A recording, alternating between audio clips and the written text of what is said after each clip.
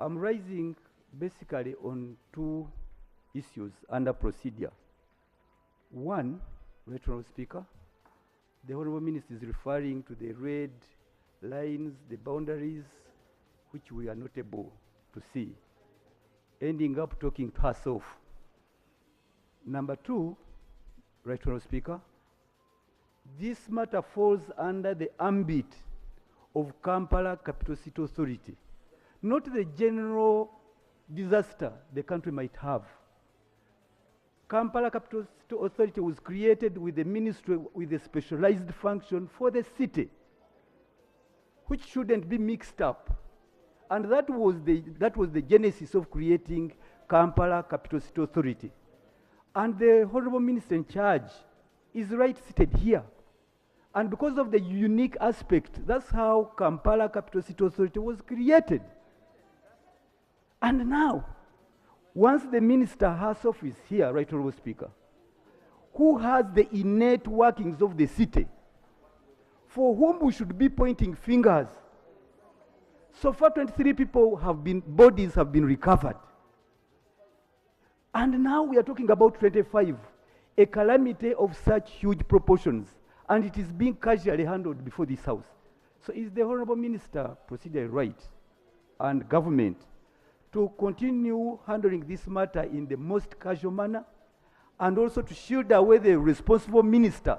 Thank you. Who is always rare, but she's now here. She's here to answer to this. And she's being kept in the background. Are we proceeding properly, Right Honourable Speaker? Thank you. Now, honourable colleagues, if you listen to me, earlier on, at the beginning I said, the Right Honourable Prime Minister called me in the morning. And she told me she's the one the President and government have assigned the issue of Kitte's January, whereby the most important aspect as we talk of now has been the quick response of helping the people who have died, those who are distressed, those who are sick, before going on to the blame game of who didn't do what. The most important aspect has been to save whatever we can, okay? And the Prime Minister is the coordinator of all ministers. So the Prime Minister, in fact, we discussed that same issue on Ebasechkubo. We discussed me and her in detail. And she said, no, both I'll come myself. Then at the last minute she called me. She's still holding an emergency meeting with finance on raising funds to help on this same issue. Then she said, I have assigned my Minister for Disaster to present on my behalf. But the Minister for KCCA will be in case there are questions which fall under KCCA, or if she feels she can hand on some critical information, she'll be given an opportunity. So we are proceeding very well, honourable colleagues. Honourable Minister. Thank you very much, Right Honourable Speaker. Right Honourable Speaker, I was on the humanitarian assistance that have been provided so far, and I did mention that Office of the Prime Minister provided relief food items, 40 tons of maize flour, 20 tons of beans, and 250 taplins. Uganda Red Cross Society provided non-food items, which includes blankets, saucepans, plates, taplins, and other items. Energy-saving stoves and also the solar lights to support the victims. The Right Honourable Prime Minister visited the site and provided 200,000 shillings to each individual, 54 beneficiaries who are currently in emergency shelter. The President provided 5 million shillings to each household that lost a person and 1 million shillings per injured person. Mortuary services and care is being handled by government, and the service is free of charge. No one is being charged for it. Owino traders under KCCA donated food and non-food items, sacks of clothes, bags, shoes, sanitary towels, matoke, and the rest. Preventive and mitigative measures, Right Honourable Speaker.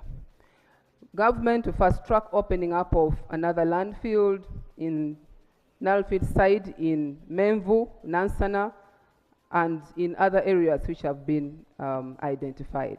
This is still a process. A radius of 200 meters to be preserved as a buffer zone to avoid reoccurrence of the disaster, as the field has already been identified as having some cracks. So as a measure to avoid a similar incidence from affecting the people, we have gazetted an area of 200 meters. The flattering of the garbage hill to stabilize the landfill is ongoing, and I speak to you now, Right Honourable Speaker. The engineers and a team from KCCA is already on ground handling that. The short-term requirements, Right Honourable Speaker, recovery efforts are ongoing. We are working day and night to ensure that we recover the bodies. A comprehensive assessment of persons displaced and affected is ongoing. Mapping and registration of households at risk of relocation as per the President's directive. Coordination of humanitarian partners agencies are also ongoing and being managed under Office of the Prime Minister. Urgent negotiations on alternative waste disposal sites to mitigate the impending waste crisis.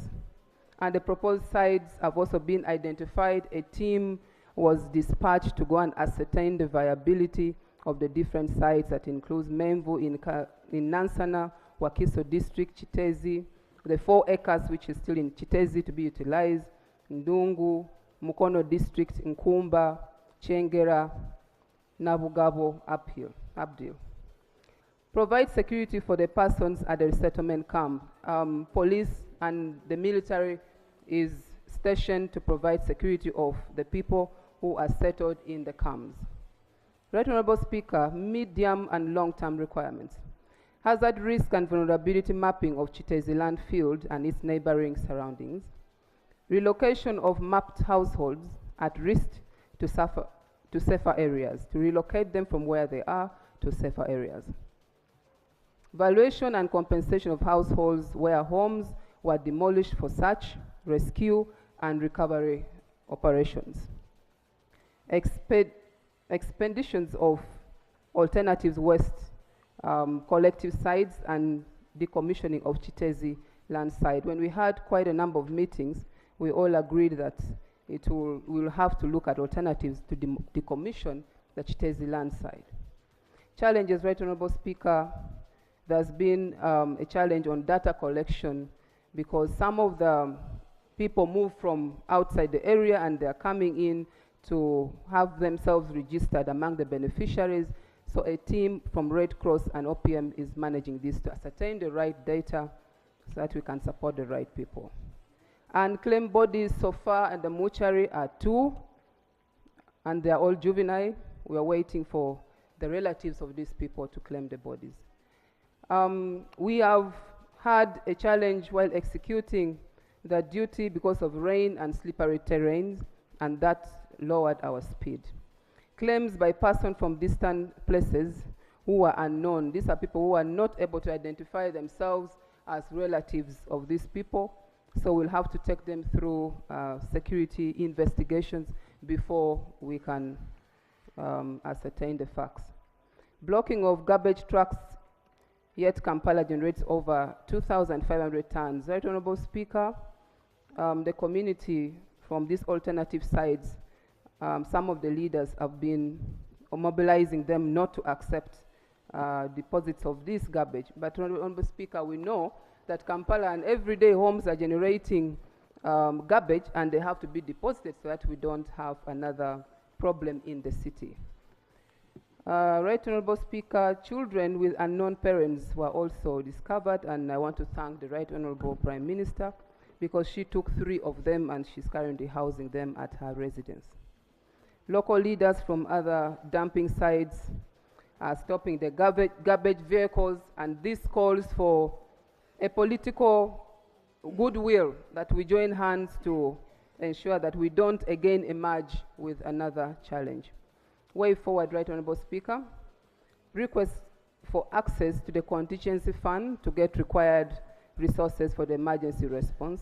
A meeting currently is being held, which is being chaired by the Right Honourable Prime Minister and the Ministry of Finance, Ministry of Gender, Ministry of Works and Transport to ascertain how best we can access funds to boost the operations. reduce the fill to manageable size, and decommissioning the dam sides.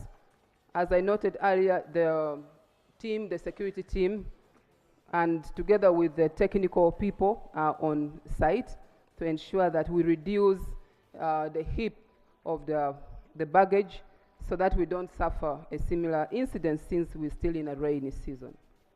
To procure an incinerator and adopt modern methods of garbage management, evacuate operators working. We are looking at having shifts that are more effective, that is at least 3 shifts. Another shift works 6 hours and even in the night. And I want to thank KCCA for coming in with a manpower and also providing light to work at night.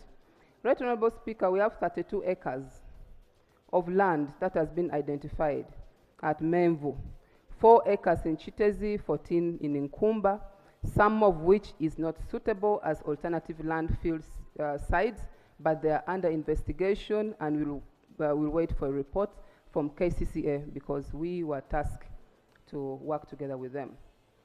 Privately owned sites like in Chenga, Nabugabo, Abdil are also options we are looking at. Not yet conclusive, but those are discussions we are looking at.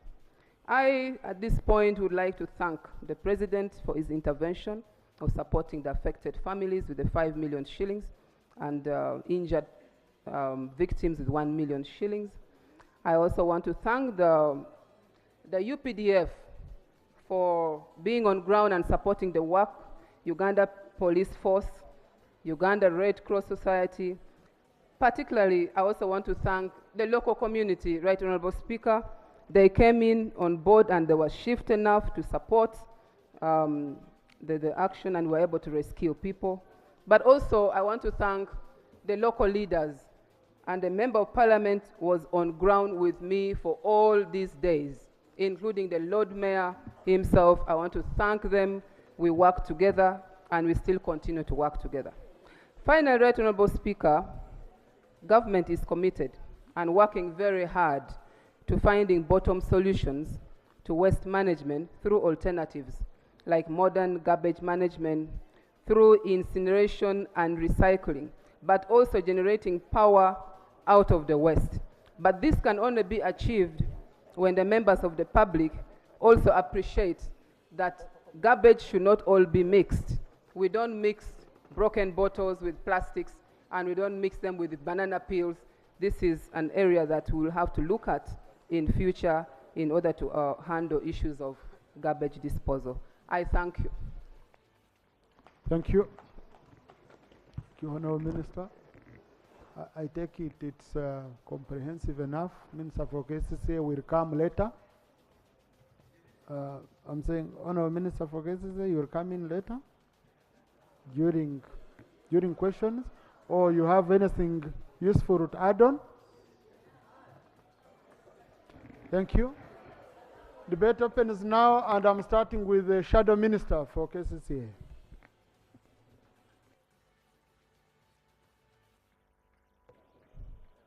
Thank you, Right Honorable Speaker, for giving me an opportunity to discuss the biggest challenge Kampala capital city has. Right Honorable, Kampala generates 2,500 tons of garbage every day, but only 1,200 is collected by KCCA, including a consortium of contractors that were appointed by KCCA to deal with the garbage. Chitezi was commissioned in 1996, and it was supposed to work for about 10 years. But unfortunately, we have had reports talking about decommissioning. We have had Asians recommending decommissioning of Chitezi in vain. So this is not actually a natural disaster, but it has been induced by human. And there are very many institutions that are to blame, including Parliament, our own Committee of Budget. For the last 8 years, Right Honorable, the Committee of Presidential Affairs has recommended, I have the reports here, monies for the decommissioning of Chitezi, but the Budget Committee has not. And Cabinet and the Executive and the President has not at all prioritized this. For that reason, I table the committee reports. Right Honor.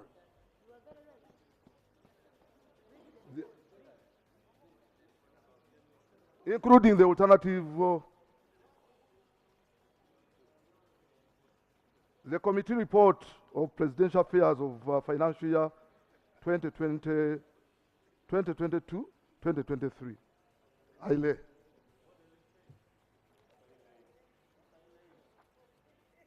These are extracts of report of the committee. Procedure. Honorable Semuju, procedure.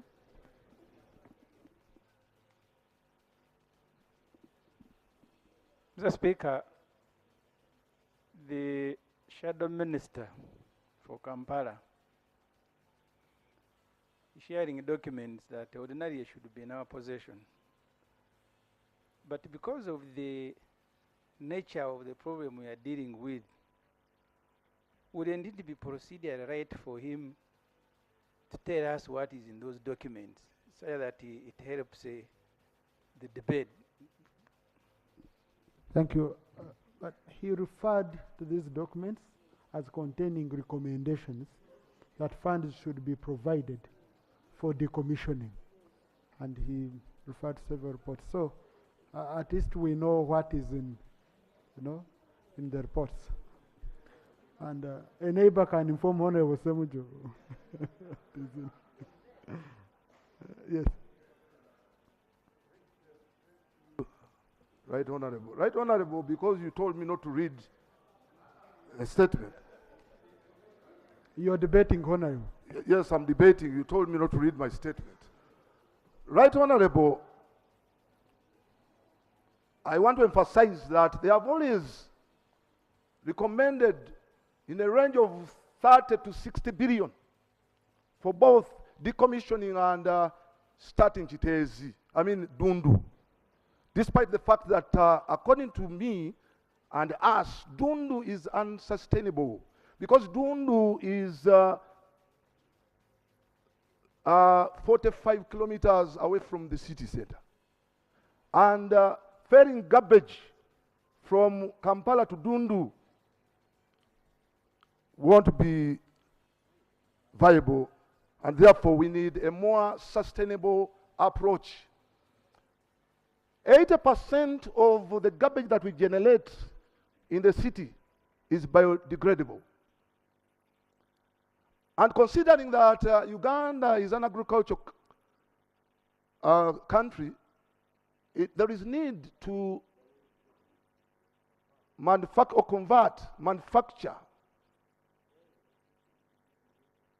manure from this resource. Because garbage is garbage when it has no further use.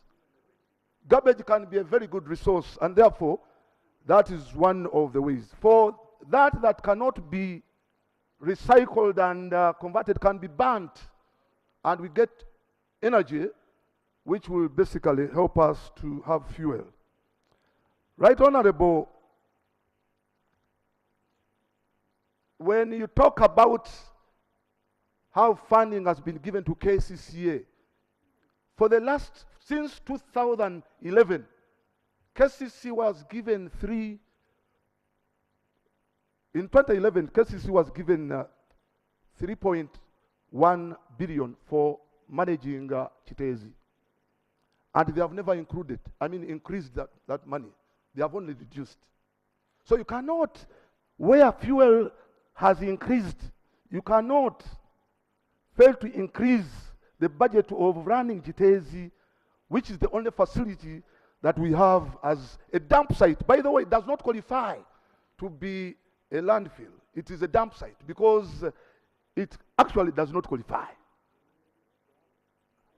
Therefore, it's important, as I conclude, that the people around Chitezi, because they own the land and it's within the Constitution of Uganda, under Article 26(1), that the people have a right to own property.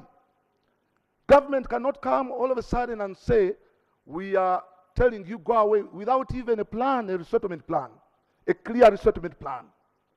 Therefore, it's important that as we discuss, let government make a conclusive plan to resettle our people and perhaps compensate them, because the money is there.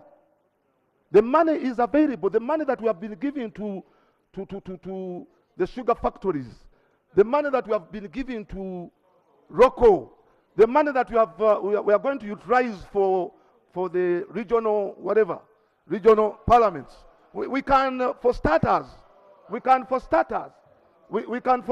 utilize that money to resettle our people. For starters, we can postpone the regional parliaments and utilize that money for basically, right, Honorable. Thank you, Honorable Barimwezo. Thank you, Honorable. Let's give your colleagues a chance. Also, I want to know if the constituency MP for Kitezi is there. Yes, Honorable Nkunyinji Mwada. Yeah. Thank you. Thank you, Right Honorable Speaker.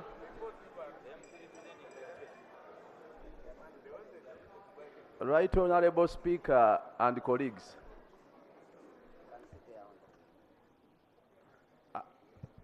It is saddening, and I want to confirm that Chitezi is a parish under Kasanga Town Council, the constituency being Chadondo East. The affected villages of Lusanja, Chitetika, and Masoli Parish existed way back. Actually, by the time the landfill was commissioned or gazetted in 1996, Chitezi and Lusanja existed, and the people had their own land.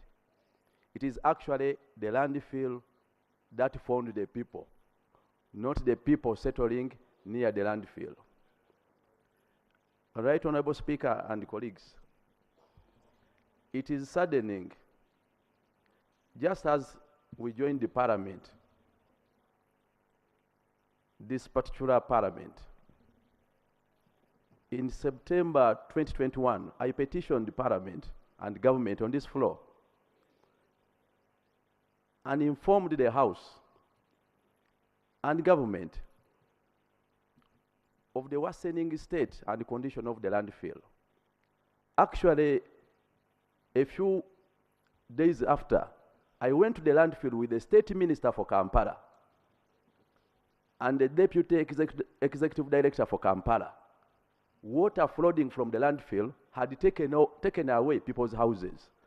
Part of our demands was for KCCA to station standby engineers on site so that they could avert the flooding, maintain the landfill, and regularly caution or alert the neighbors in the event of any risk. Unfortunately, on Saturday, with no alert, with no proof of a standby KCCA engineer or technical person, it is reported and narrated by the witnesses not even as reported by the media. The witnesses are reporting that it was a blast that blew up the sand and garbage in the air with the smoke, and then it came down covering people's houses. That's the narrative from the residents. They even continue to allege that for months they saw Chinese contractors installing pipes in the heap of garbage, because there were two heaps. There's a new heap and the old heap. Now the old heap is the one where the Chinese installed alleged pipes.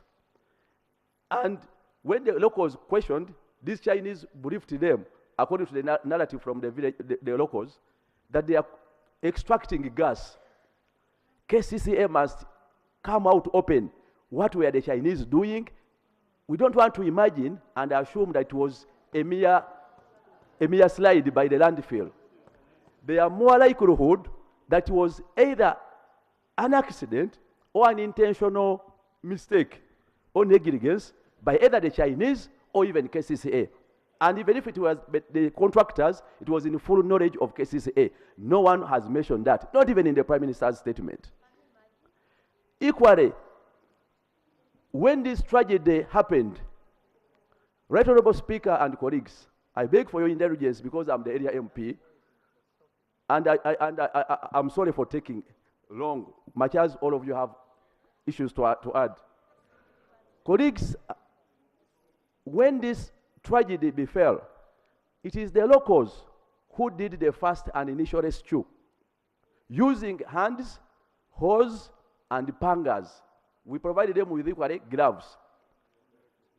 And every person reported to have been retrieved alive was actually retrieved by the locals, not government, not KCCA, not even police.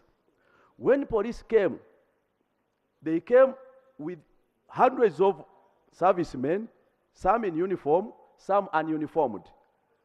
By the time I arrived, I was there with the Minister for Disaster. The police themselves and some of their servicemen in plain clothes tried even to stop me from accessing. Of course, they had prior knowledge that for us, we wanted to find out what were the Chinese doing. We wanted to dig out and identify the positions that had been reported by the locals. As we speak now, Right Honorable Speaker and colleagues, part of the complaint we are having on ground, true, there are so many agencies on ground. And true, we have held meetings, both with the Minister, the Prime Minister, and so many other agencies. But one of the concerns that has remained a constant is that the rescue operations are only done during the day. From Saturday, it is even saddening that people had to die. They were buried beyond the garbage. KCCA and this government could not proceed with the rescue efforts overnight. I was there at midnight. People were still crying under the garbage. Because in the first rescue efforts, people were following up, those who were knocking up and were digging those particular spots. The police and the militants chased us away. They chased us away, and I've been telling them and the minister that allow these locals to point at their houses. Maybe when you dig there, you can save some remaining lives. It has not happened. Right Honorable Speaker and colleagues, these are also human.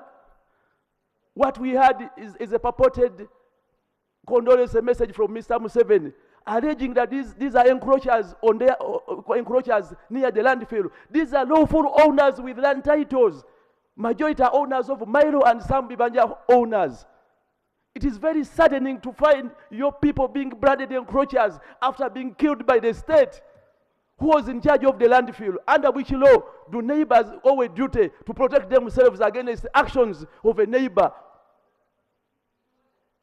Right Honorable Speaker and colleagues,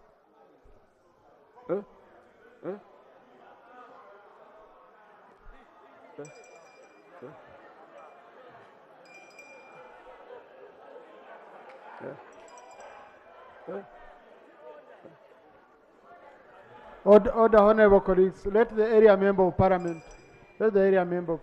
I know emotions can run high on some of these situations, but let's listen. Honorable, you can try to conclude. Right Honorable Speaker and colleagues, our immediate prayer is for government to initiate rescue efforts day and night, because these are lives. We don't want to say we have lost all the hope, much as our hope has reduced. But at least rescue efforts can go on day and night. On Saturday, the minister was there, and KCC and other agencies.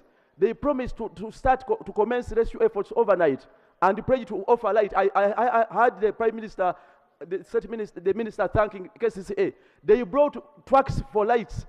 When I went to the site around midnight, the generator for the lights was not working and functional.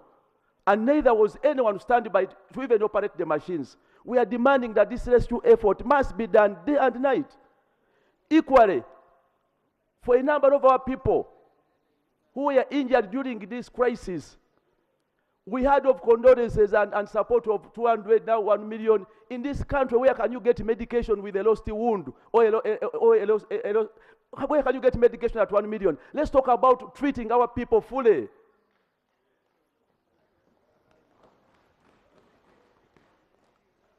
Equally, when it comes to resettlement, it is true. There are some few houses which are closer to the landfill, and indeed they are at risk. But we are saying, as we discussed the question of resettling them in a tent, our people who had their own houses and land won't be resettled in the tents for the rest of their lives. We want a comprehensive approach that will talk about how do you compensate these people, where are they going. They cannot be taken to stay in the tents forever. These are people, some with families. When it comes to equally those in the tents, the tragedy befell on Saturday. The whole of Saturday, they had promised with the Red Cross and others to put a tent. Honorable Speaker and colleagues, the tent was placed in the night. Most of the victims had to seek shelter from neighbors. I was there overnight.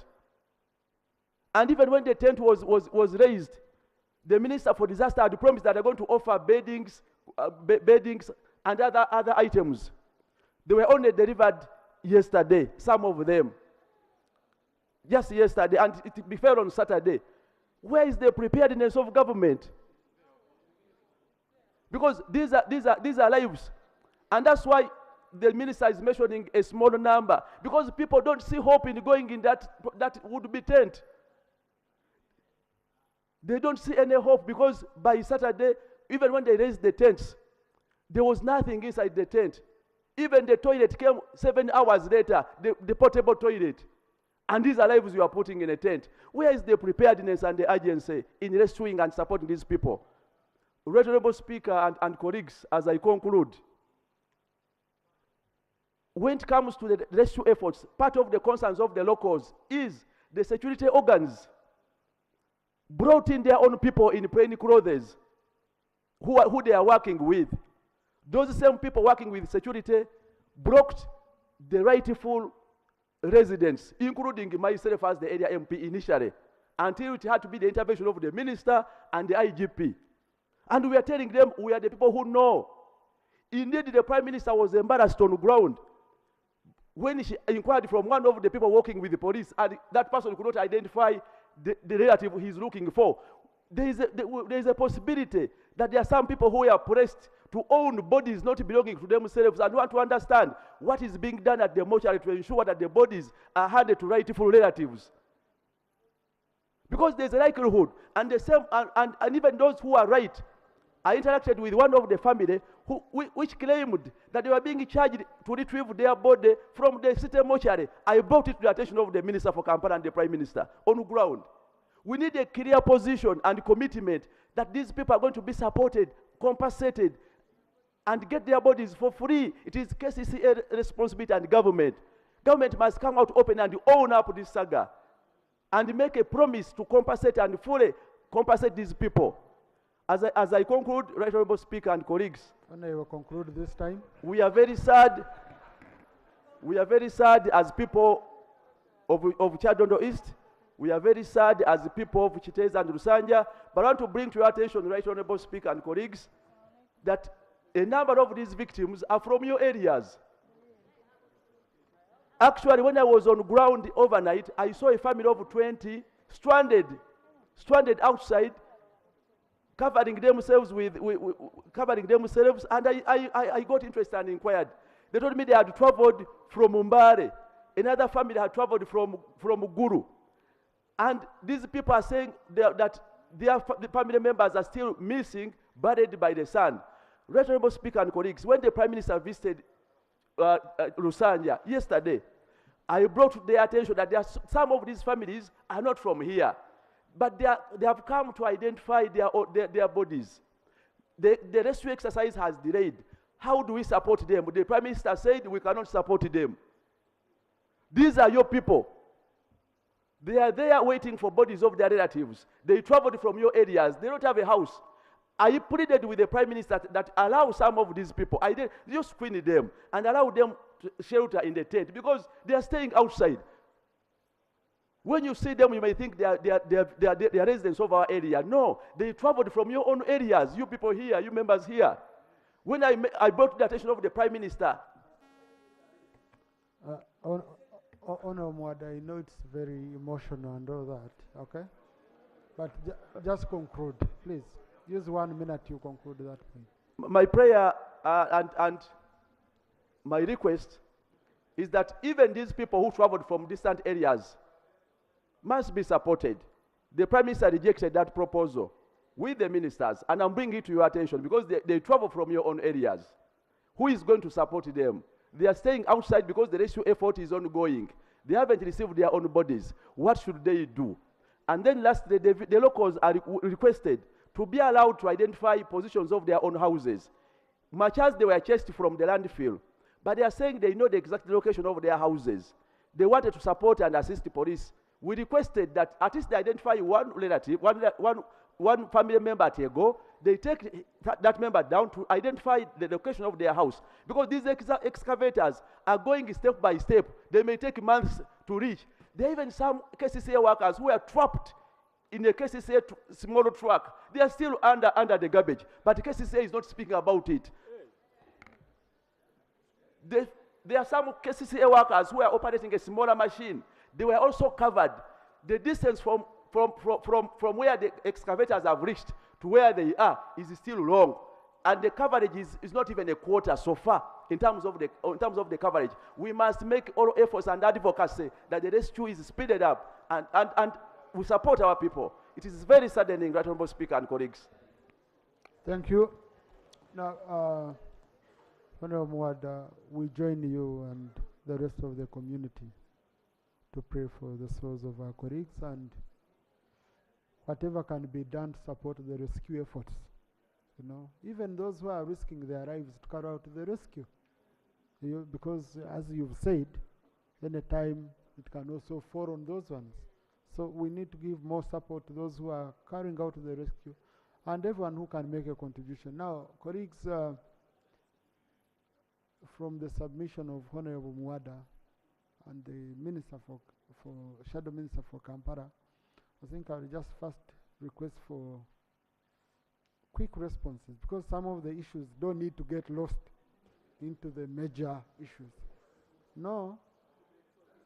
Honorable Abdara, I know in your area that's where they are planning to take. So I will give you a chance. But let me first ask the Minister for KCCA because some of the allegations made need to be cleared on the spot. Then the Minister for Disaster also comes. Thank you very much, Right Honorable Speaker. Right Honorable Speaker, the Minister of Kampala in 2018 reported to government that Chitezi landfill had reached to its capacity. There was need to decommission it at that time. Unfortunately, there was no resources allocated towards this activity. However, KCC went ahead to identify and procure land in Dondo. This such Chitezi land is used by Mukono, Kampala District, Wakiso, and some other areas because Chitezi is located in Wakiso District. So we share the landfill. Going forward, compensation, I think the Prime Minister talked about the compensation of those people, but this is still an emergency. We cannot talk about the compensation when we still have bodies down there. and we still to register all those people who are there. That's why we requested you boss to come on board to assist us, tell us how many people were there and how many should we, and how many are we expecting there. Because right from Saturday, they were telling us 1,000 people, 2,000 people. That is a small area. We don't know how many people were affected. My area MP has said that there was no person from KCCA for maintenance. But you've said, as you are ending up, that KCCA, the truck was also down there. So that means that statement cannot be true. There was the maintenance truck which was on board, which was also affected. We have not talked about it because it's still down there, and when we are counting, we also say our vehicle is still down there and our people are still down there, the KCCA people. Yes. About the Chinese who are on site, Right Honorable Speaker and members, I've not seen any Chinese on site, and I cannot comment on that. Those are just allegations. Because we don't have any investor around there by a Chinese. There is no Chinese there on site.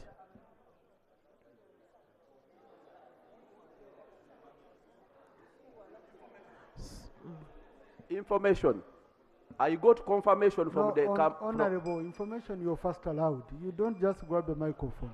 I know it's a sad moment for your area, but we must follow rules even in such a moment. Right Honorable Speaker, KCC submitted requests for funding starting with the ministerial policy statements 2018, 2019, 2020. Since then, the requests have been submitted every financial year.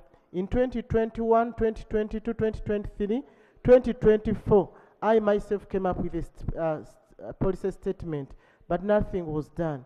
We were referred back as unfunded priorities. The Parliament Committee recommended that an allocation of 20 billion be extended to KCCA in 2019-2020. A budget to enable authority commence on the proposed interventions, and that funding gap be spread over the multiple financial years. However, this remained as an unfunded priority. Right Honorable Speaker, I think at one time we even visited Chitezi landfill with members of Parliament. And we thought maybe since they have seen the problems, they are going to assist us with the budget. But up to this time, nothing has been done. So our prayer is... No, Minister, you don't have prayers from who? From your own government? You're the government. We need answers. We don't need prayers now from you. Right Honorable Speaker, as KCCA, we have done a lot. We have talked to the investors, who are willing to assist us. First thing, if we cannot decommission this land, we have looked for investors, and right now we have 2 investors who are willing to work with us. But just the tariffs were a bit high, and we think if we work as Parliament and Cabinet, we can come up with a resolution. Others have not just been seated, we have been working on this issue. We knew this issue since 2018, and it has been ongoing. It's Parliament and Cabinet to start working on that issue. But others, we are also sorry for what took place on Saturday, and we are going to work hand in hand with everybody to see that at least something is done. Thank you, Honourable Minister. Thank you. Minister for Disaster Preparedness. Thank you very much, Right Honourable Speaker. Right Honourable Speaker, first of all, I want to respond to some few issues raised. Right Honourable Speaker, when we were on ground with the Member of Parliament, when I arrived and I found the Member of Parliament was being stopped, I intervened and inquired from the security. And they told me they didn't want the huge number of the team the Member of Parliament was moving with to access the areas which were dangerous, because those people would also be at a risk. And that is why they were stopping him And later on, when he talked to his team, they stayed back, he came on board, and we continued working together.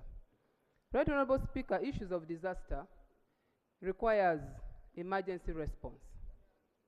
And sometimes, when something has just happened, and that's why I did mention that I want to thank the locals in that area.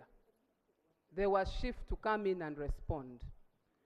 As on the side of government, we had to assemble a team because the Ministry of Disaster doesn't respond alone. The Ministry of Works came on board, UPDF and the rest came on board, and that's how we were able to execute what we did. Now, the tents that was temporarily provided is to provide shelter to those whose homes were affected and didn't have where to go. And we realized it would be very important that food is provided for them immediately. And Right Honorable Speaker, I delivered food that very day. The items, the non-food items that the Member of Parliament talked about could not be distributed immediately because we needed to mobilize people to come, to pass information to them. And when I held a meeting with the local leaders, requested them to give directions to the people, let them know that there is a tent provided for them. They rolled on and continued mobilizing. People kept on coming. And today, right now, as I speak, Right Honorable Speaker, we have 85 people in the tent. And the number still continues to increase. We are going to continue providing them food and all the necessary requirements. As government looks into the details of the compensation, how it will be done, work on the list, because these are things you can't rush into doing it, because you need a clear data of those who are affected. Right Honorable Speaker, 100,000 being charged at the mortuary is not true. When I got this information, I got in touch with the officer at the Ministry of Health, and he said if anybody's asking for money, it could be conmen.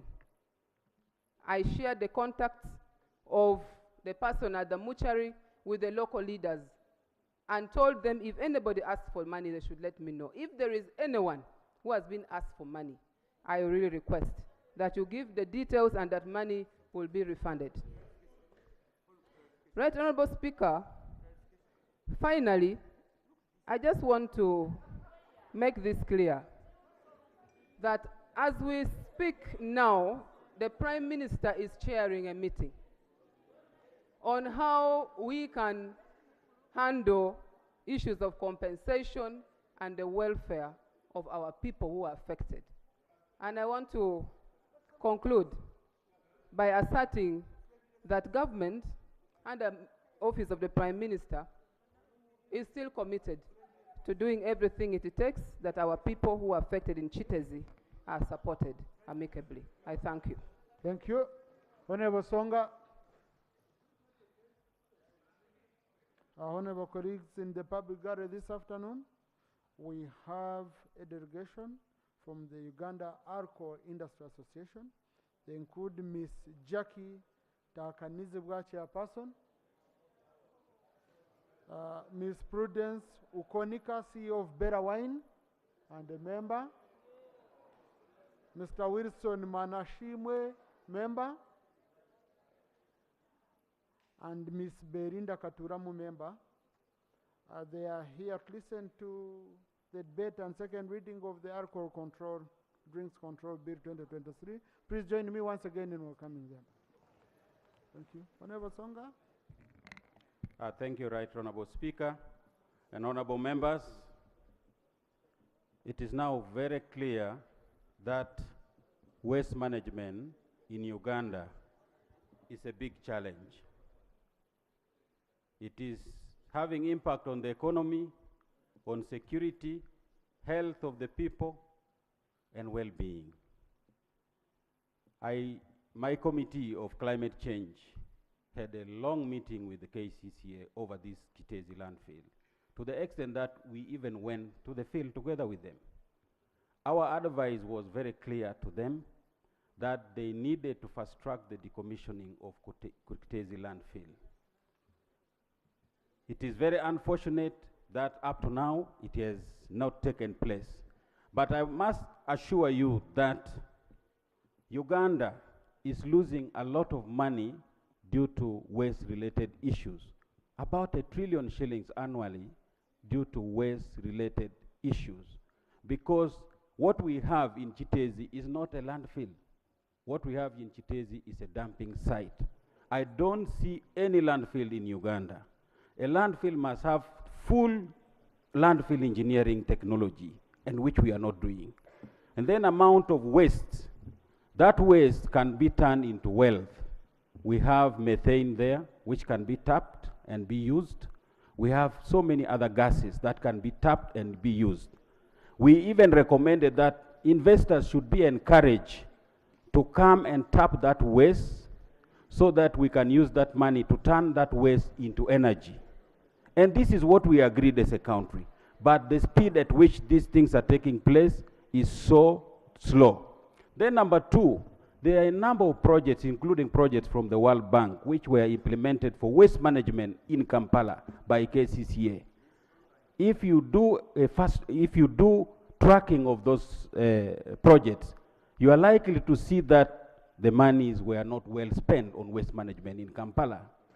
And that is why today we are suffering the impact of the waste management in Kampala. This is an early warning and a learning point to us, because these wastes are already blocking our channels, causing a lot of floods and health-related issues. Another early warning, which I must give as I present on this Kitezi landfill, is the wetlands in Luzira and Port Bell. Should you remove that wetland and that in Luzira and Port Bell, you will see the waters of Lake Victoria coming to Kampala. All these hills, one day, you will see them in the island. I really want to give this early warning the same way we gave early warning on Kitezi landfill. So, fast track.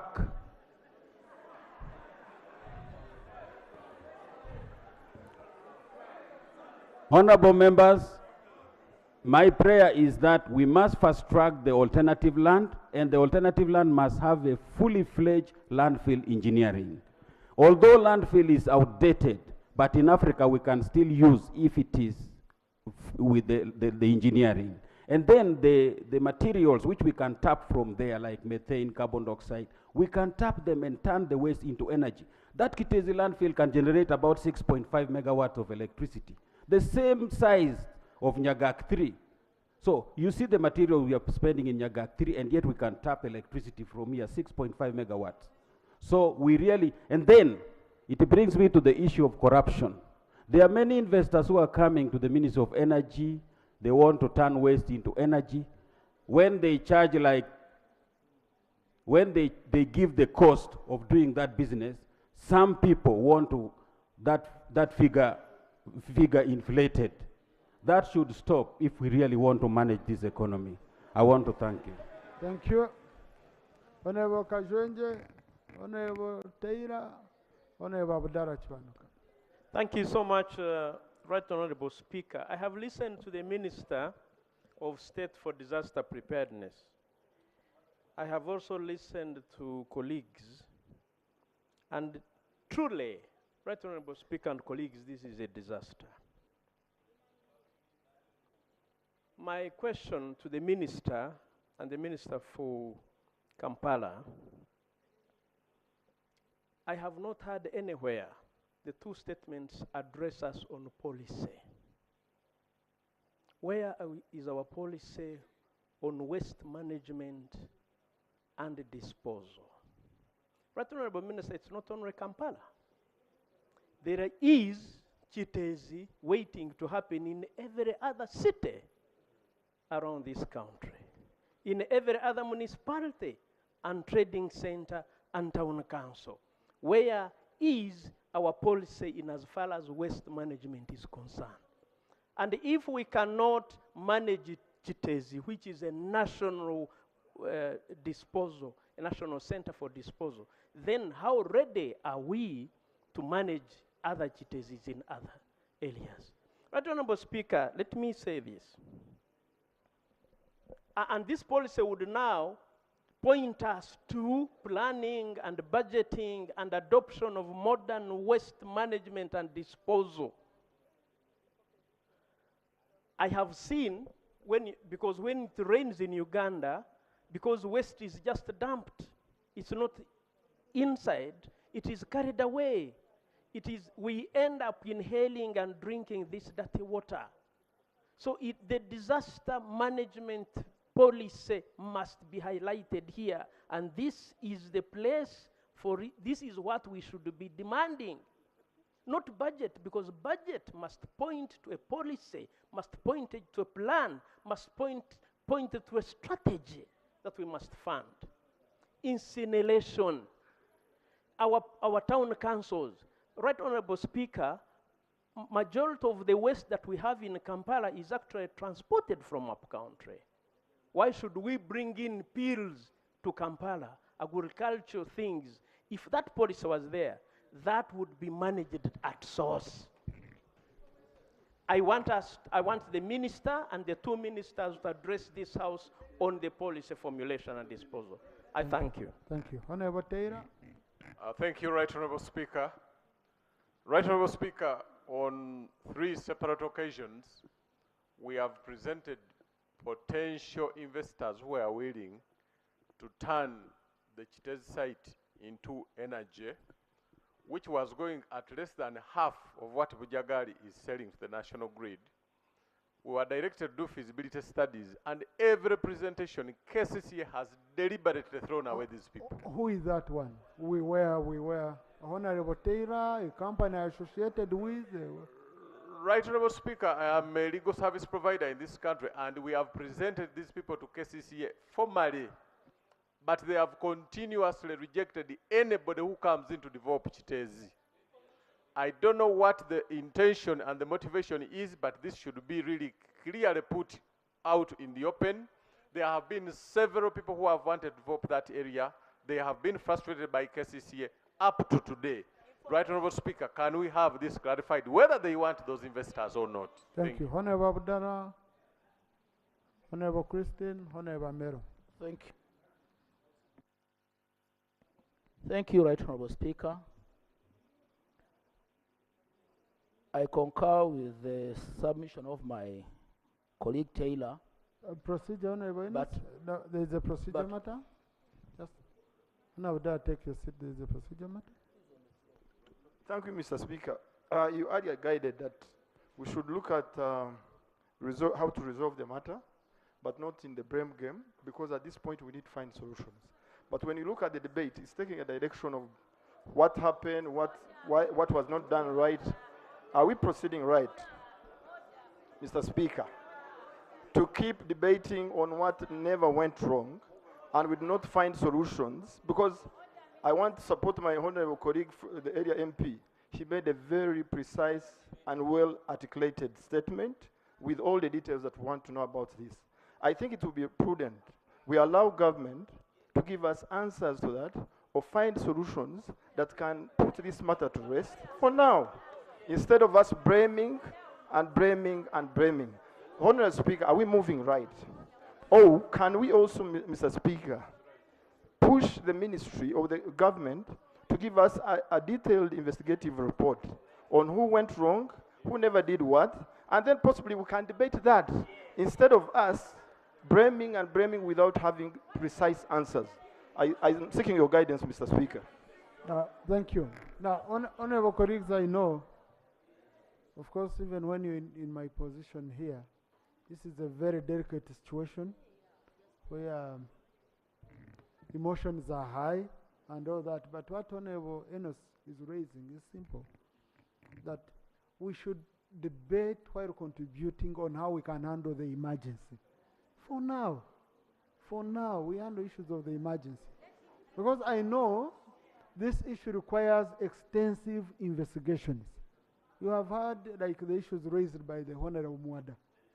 They are not issues you cannot just either take on their face value or dismiss when there are issues being raised by the community. So all these issues need to be investigated. So can we, honorable colleagues, can our debate help guide in as far as handling the emergency situation for now is concerned? And then I will guide at the end on what we are going to do. Honorable Abdallah Chiwanuka. Thank you, Right Honourable Speaker. I represent Mukono North, which is 22 kilometers from Kampala via Gayaza Road, when you take that route. And the immediate parish, that is Dondo, which is bordering Mukono and Chira municipality. It is a densely populated parish, and 10 years back when KCCA purchased this land, it very well knew that the area has people. They were never notified about their intention to use the land. The land was gazetted as purely a residential area.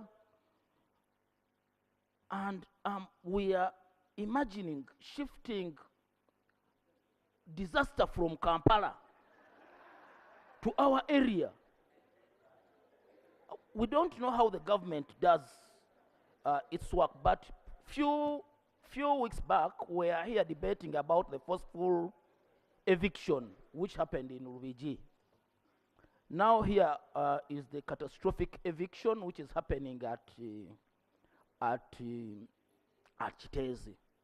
The way forward, Honorable Minister, Dundu is purely gazetted by Mukono District as a residential area. We are ready to accommodate those people. You shift them to Dundu and retain the land, shift all the machines to Chitezi, then shifting the problems. As you are cleaning Kampala, you are dirtening Mukono. We can't contemplate, and we are not ready to receive and accept your garbage and waste. That is the position of it is very unfortunate, Right Honourable Speaker. We tried several times to engage the minister, to engage the directors at KCCA. Several people, as Honourable Taylor has stated it, are ready to invest in waste, are ready, and they are approaching us